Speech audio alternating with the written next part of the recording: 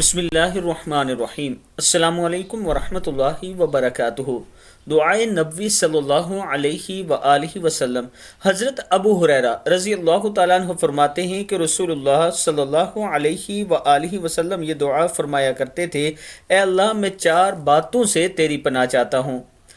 اللہم انی اعوذ بک من الاربع، اے اللہ میں چار باتوں سے تیری پناہ چاہتا ہوں: من علم لا ينفع، اس علم سے جو فائدہ نہ دے، ومن قلب لا یخشع، ایسے دل سے جو تجھ سے خوف زدہ نہ ہو، ومن نفس لا تشبع، ایسے نفس سے جو سیر نہ ہو، ومن دعاء لا یسمع، ایسی دعا سے جو قبول نہ ہو۔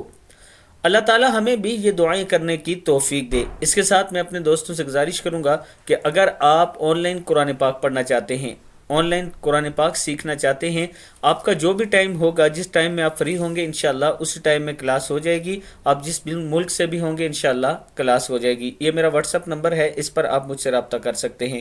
السلام علیکم ورحمۃ اللہ وبرکاتہ۔